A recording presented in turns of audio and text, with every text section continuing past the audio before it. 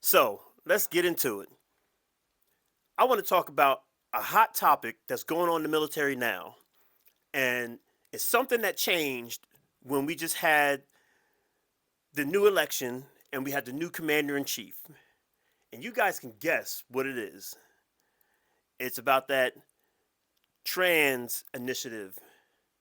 First, let me lead with this. Disclaimer: the views and opinions expressed in this content are solely those of the creator and do not reflect the official policy, position, or endorsement of the U.S. Military Department of Defense or any other government agency.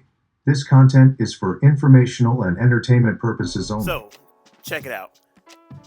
I want to, as you've seen a disclaimer, this conversation here is just opinionated. And actually, I'm not even taking sides on either side. I'm not. I just want to bring out the facts on this, and I want to see what people think about this. I mean, do I hear about it in the military communities? Yes. But really and truly, I don't hear that much. But I'm not going to go into the stuff that I've heard. Let's just step into the facts. So this whole thing started back in, was it 2016 in the Obama administration? Obama was the one who allowed this transgender initiative to happen in the military. His policy recognized gender identity. So that's when it begun. And it was actually instituted in the military. However, when we had a change of administration, and let's say what Obama's was 2016, so that new administration that came in, same administration that was here, the same administration that's here now is the same that was in before. When the new administration came in 2017, that president or administrator rolled that whole thing back. His whole thing was restricting transgender service. His whole agenda was, if you were transgender, you were allowed to serve as long as you served under your biological, or what you were biologically were. So that was his big push. So you were allowed to, but you had to identify what you were from birth. That was his big push on that. And also, when you're in the service, you can't seek the gender change. So you can't ask for the operation or the ability to change like why you're serving. So we just went from where it begun, 2016, 2017, we see the part of the roller coaster ride. So we had the up axis, then we have the down. Then let's go back up, 2021. The Biden administration reversed that whole 2017 policy, the Donald Trump policy, back to the Obama policy. You can openly serve as transgender, even if you were homosexual and stuff like that. But you can openly serve. If you wanted to seek treatment, you were allowed to. As a matter of fact, I remember 2017 when it began. There were briefings all across the board because I was going through my candidate course. No, my basic course. We had a briefing on that. They talked about you can identify as this and the rules about it and don't discriminate. Then come a year and a half later, they took it away. Then when the Biden administration came back in, we had briefings on it again. The roller coaster ride. And then as we're playing this tit for tat game, and then let's look at the current day. So as it was instituted, then it was stopped, then it was instituted, and now we're back to it being stopped because the new president isn't about that. So he's going to roll back how he had it before. And he took it this far to give a 60-day window for the DOD to change people's genetic markers back, which if you were born a male, you're going to be made a male. If you're born a female, they're going to put your gender identity as a female. And then now you have to, let's say, use the restrooms corresponding with your biological sex. So you see where we went from instituting it, taking it away, instituting it, and taking it away. So a lot of his reasoning was about military readiness. He wants to make sure he wants to make sure that military members are ready to fight whenever, that there aren't any roadblocks that can hinder someone from fighting in combat. Now, given all this being said, do you think it really matters?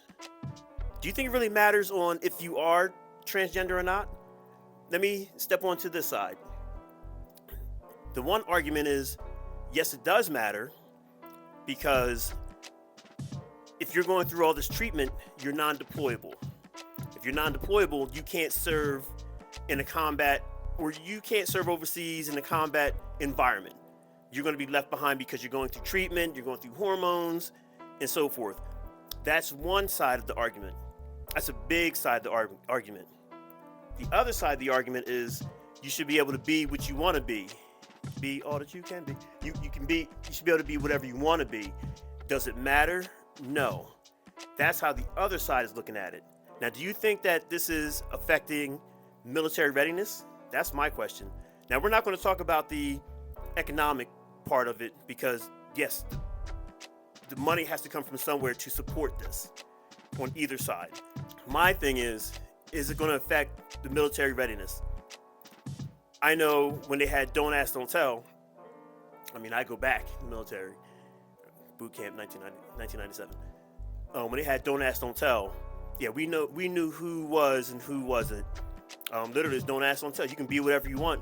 Just don't say, it's not even don't say anything about it. Just be a soldier, be a Marine, be an airman. Just play that part, which is fair. You know, you don't have to broadcast what you are. Just be that military member. And as we evolved and gays were more accepted across the board, it became a norm, which is good. People should be able to practice or be whatever they want to be in public. It became so much of a norm that in the military, infantry might be different, but I'm not going to speak on that. In the military, nobody really cares. Nobody really cares because we're just so used to it that if your sexuality was different than mine, you're just another soldier. But that was that part. Now, when it comes to the trans part, I think it changes the whole movement or the acceptability. So what do you guys think?